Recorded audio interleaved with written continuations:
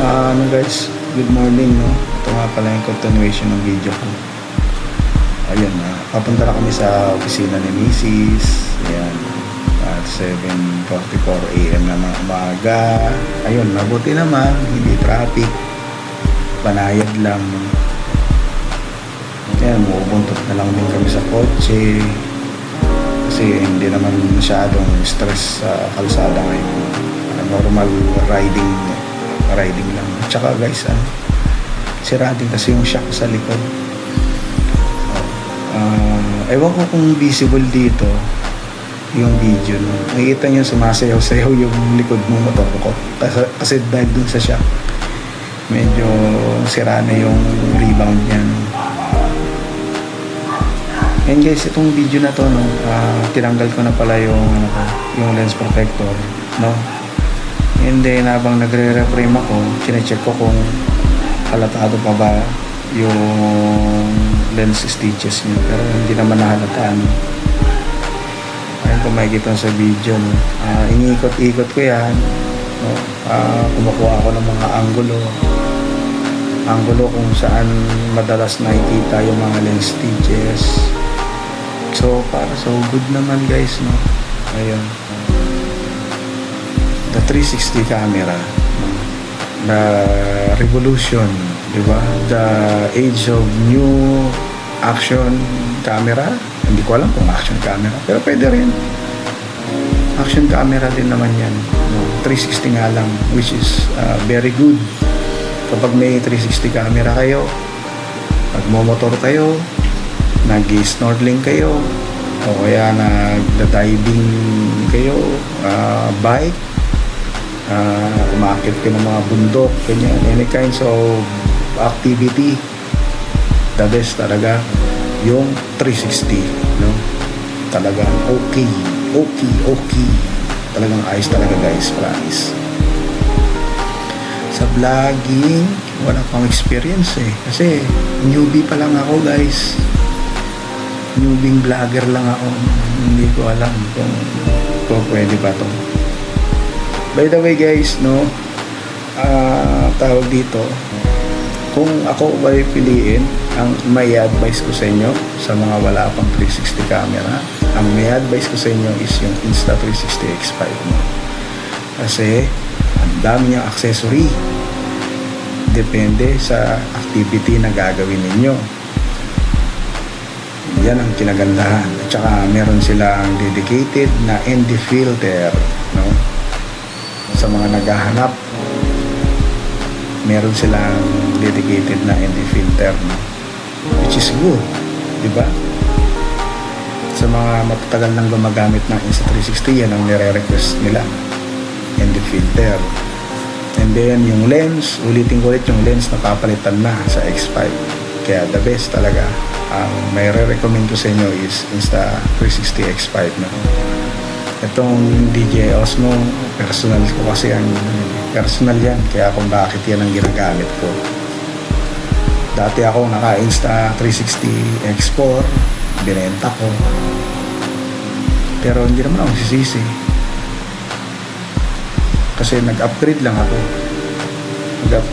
sa Osmo 360. Alam niyo kung bakit guys? Personal kasi pag tayo ay nagmomotor, kadalasan bumabiyahe tayo ng nagkakaroon tayo ng mga rides, mga long rides, no? Kadalasan ang alis natin is gabi. Yung Insta X5 at yung Osmo 360 is maliwanag sa gabi, diba? Yung GoPro Max 2, hindi, ganun pa rin sila, madilim pa rin sa yung footage sa gabi. Wala silang dedicated na night mode, no? Night video pala, sorry guys, night video, wala silang dedicated night video, no, sa GoPro Max. Pero ayun, no, kaya yun yung choice ko, no? Tsaka yun lang, yung Osmo 360 kasi ulitin ko, no, magaan lang siya sa tatlong 360 camera. Siya yung pinakamagaan. Kaso fix nga lang talaga yung lens. Tangin na pag nasira yan, Diyos ko po, sakit ulo talaga. Ayun guys, no. Kaya yun. Ang isa pang cons sa 360 camera, yung reframing. Kasi magpa-practice ka talaga. Paglalaanan mo ng oras yung reframing sa 360 camera. Hindi siya kagaya ng pagre-reframe mo sa traditional action camera kung meron din kayong action camera. Yun, matrabaho lang. Bibigyan mo siya ng time tsaka effort. Pero worth it naman once na okay na yung ginawa mong video gamit lang 360 camera. Worth it guys. Enjoy, hindi ka maboboring, ganyan, no? Ayun na, nakarating na kami sa opisina ni Mrs. no?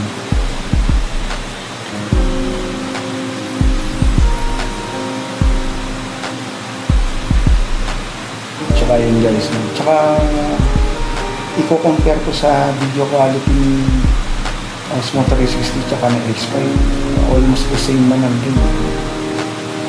May mga picture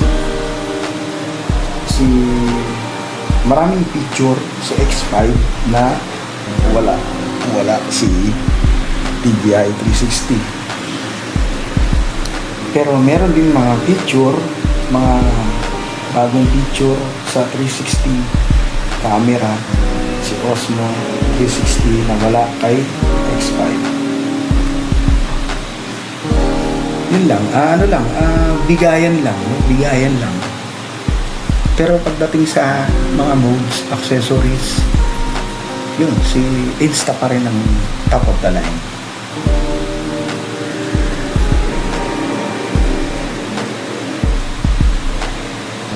Ayan, no? Kung makikita nyo sa video, ganyan, no? Manual yan. Manual yung ginagawa kong reframing na yan, no? Para makita ninyo kung paano ba mag-reframe ng isang 360 camera. Ayun guys, no? Ayun lang, na-explain ko sa inyo, no? Yung 360 camera. Kung suggestion lang kung ano yung mga gusto ninyong 360 camera na gustong bilhin sa mga interesadong bumili. May Insta X5, Osmo 360, tsaka GoPro Max. Yung GoPro Max, kung meron kang GoPro, alam mo na yon. Ganun lang yun. Pinagkaiba lang nila 360 yun. Tsaka sa sa GoPro Max, talagang gagamit ka na ng apps nila. Kadalasan kasi sa mga GoPro na action cam, hindi na. Mo na lang. Ire-recta mo na lang sa mga video editor apps. Okay na yun, kahit di ka na gumamit ng GoPro apps. Pero sa GoPro Max, gagamit ka ng apps ng GoPro, which is ewan ko kung convenient sa inyo. Sa akin hindi, promise. By the way guys, no, ride safe ulit. Ingat kayo lagi kung saan kayo papunta. Focus lang, no? Ayun guys, wala na akong masabi.